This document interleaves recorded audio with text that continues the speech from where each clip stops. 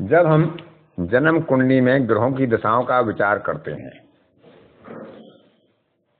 तो सामान्यतः हम देख पाते हैं कि ग्रह अच्छी स्थिति में बैठा है, उसको अच्छा फल देना चाहिए, लेकिन जातक कहता है कि मुझे तो इसका खराब फल मिल रहा है। अभी मेरे सामने पीछे एक कुंडली आई थी, उसमें मेष राशि में मंगल बैठा हुआ था। मंगल की दशा प्रारंभ हुई, जबकि लाभ भाव में बैठने वाला कोई भी ग्रह अच्छा फल देता है और वह भी अपने घर का बैठा हो तो फलों में सोने में सुहागा हो जाता है। लेकिन जब बताया गया कि उसकी स्थिति तो दुर्बल से भी दुर्बलतर होती जा रही है जब से मंगल की दशा आई है, तो एक ज्योतिषी को सोचने पर मजबूर होना पड़ता है कि ऐसा क्या कारण है।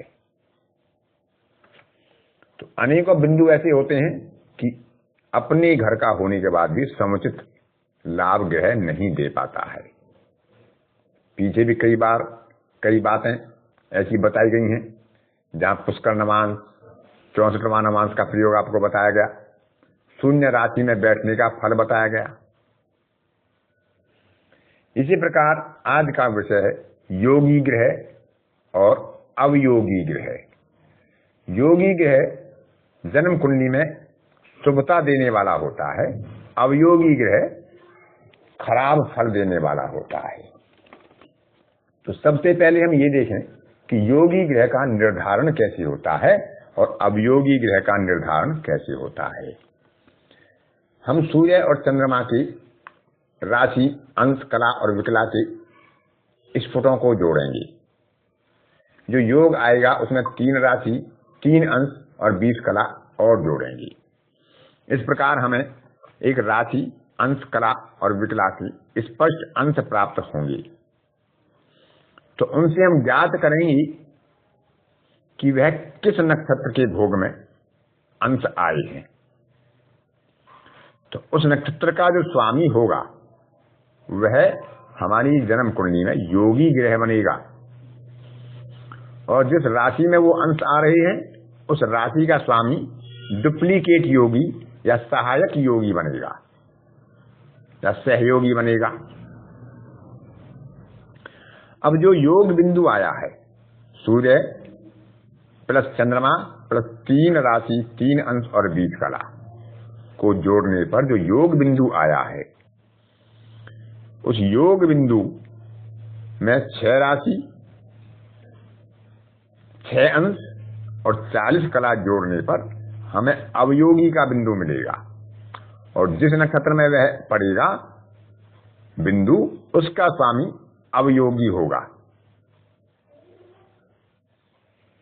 तो योगी ग्रह अपनी दशा में शुभ और अनुकूल परिणाम देने वाला होता है।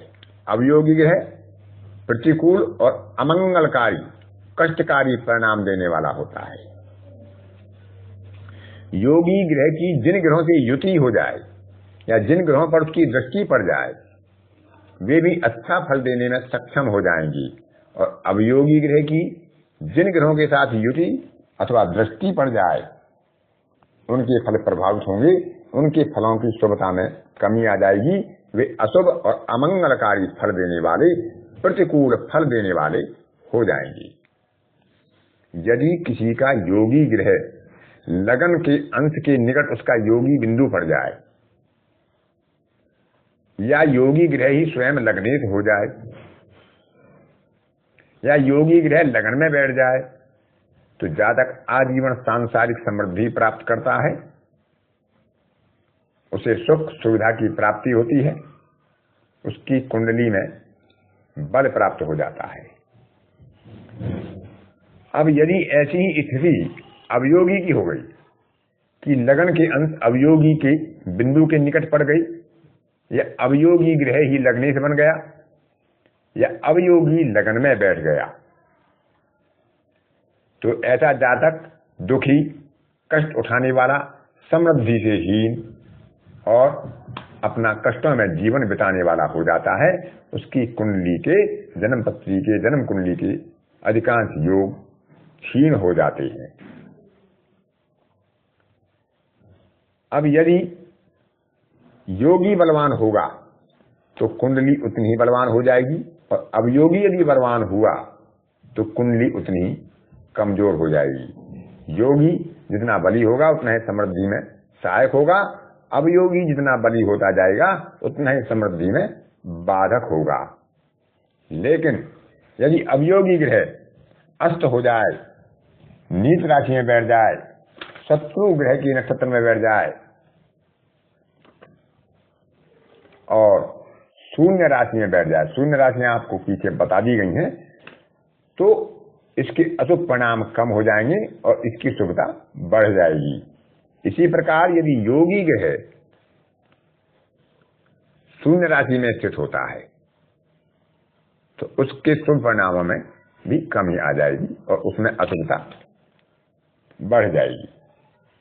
योगी और डुप्लीकेट योगी, यदि इनमें दृष्टि और युति का संबंध हो जाए, परस्पर दृष्टि हो जाए, किसी शुभ भाव में एक साथ युति करके बैठ जाएं, एक दूसरे के नक्षत्र में बैठ जाएं, नक्षत्र परिवर्तन करके बैठे, राशि परिवर्तन करके बैठे, एक साथ बैठे या समसप्तक दृष्टि बनाकर बैठे, तो समृद्धि के लिए यह एक शक्तिशाली योग बन जाता है। ऐसे जातक को समृद्धि बड़ी सहज प्रयासों से प्राप्त हो जाती है।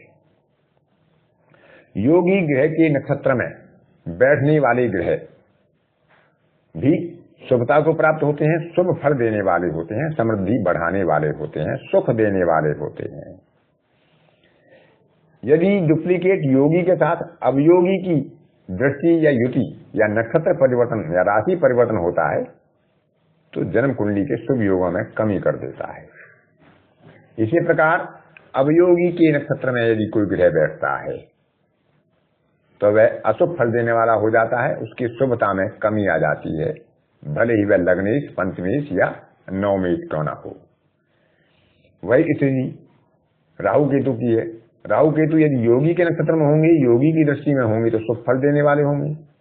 राहु केतु यदि अवयोगी के नक्षत्र में होंगे, अवयोगी की दृष्टि में होंगे, अवयोगी के साथ बैठे होंगे तो उनके अशुभ फल और बढ़ जाएंगे। इसमें भी केतु की अपेक्षा राहु का फल अधिक शुभ या अशुभ होगा, योगी या अवयोगी के आधार पर। वक्री ग्रह यदि योगी के घर में बैठेंगे तो उनकी शुभता कम हो जाएगी, अवयोगी के नक्षत्र में बैठेंगे तो उनकी शुभता बढ़ जाएगी। जैसे नीच राशि में वक्री ग्रह अपनी नीचता खो देता है और उच्च राशि में वक्री ग्रह अपनी उच्चता को कम कर देता है, ऐसी स्थिति यहां हो जाएगी। यदि अवयोगी किसी शुभ भाव में बैठे, अपने मित्र के नक्षत्र में या मित्र की राशि में बैठे तो वह अशुभ फल देने वाला होगा।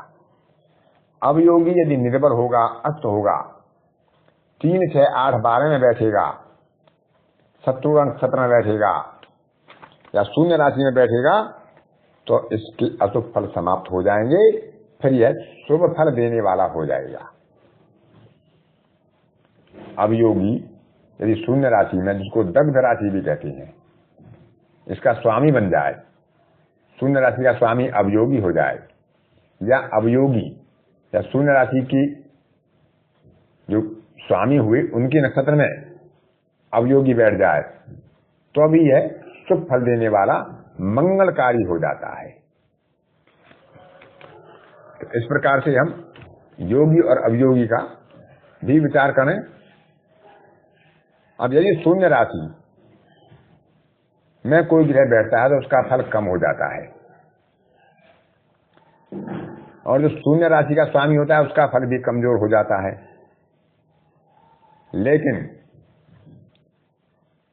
कोई ग्रह पापी ग्रह जो शून्य राशि का स्वामी है या शून्य राशि में स्थित है या शून्य राशि के नक्षत्र में स्थित है तो सामान्यतः उसकी शुभता समाप्त हो जाती है। परंतु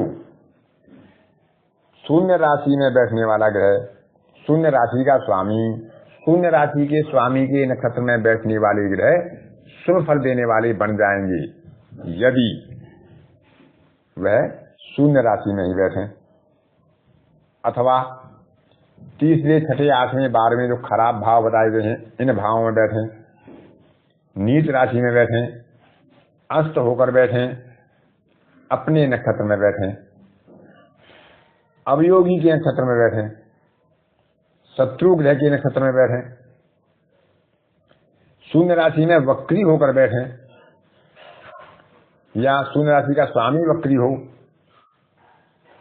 और राहु केतु भी यदि अवयोगी के या शून्य राशि के नक्षत्र में बैठते हैं, शून्य राशि के स्वामी के नक्षत्र में बैठते हैं, तो अभी वो शुभ फल देने वाले हो जाते हैं। जो 3, 6, 8, 12 के स्वामी होते हैं, जो किसी जन्म कुंडली के लिए व्यावहारिक पापी ग्रह होते हैं, यदि वह भी शून्य राशि में या शून्य राशि के स्वामी के नक्षत्र में या शून्य राशि के स्वामी से दृष्टि में बैठते हैं, तो उनकी भी शुभता बढ़ जाती है, अशुभता कम हो जाती है। और सूर्य चंद्रमा भी यदि अपने नक्षत्र में बैठते हैं तो अच्छा फल देते हैं, और शून्य राशियों में इनकी शुभता में सामान्यतः ज्यादा कमी नहीं आती है। परंतु जो पंच तारा ग्रह होते हैं, मंगल, बुध, गुरु, शुक्र और शनि, इनकी स्थिति को अवश्य इसमें विचारना चाहिए कि कहीं वह अपनी ही राशि में बैठकर और अवयोगी के नक्षत्र या अवयोगी की दृष्टि या युति में तो नहीं बैठे हैं। तो इस तरह का विचार करके हमें तभी समुचित फल बताना चाहिए। तो योगी, अवयोगी, डुप्लीकेट योगी और शून्य राशियों के फल के बारे में ये सामान्य फल बताया गया।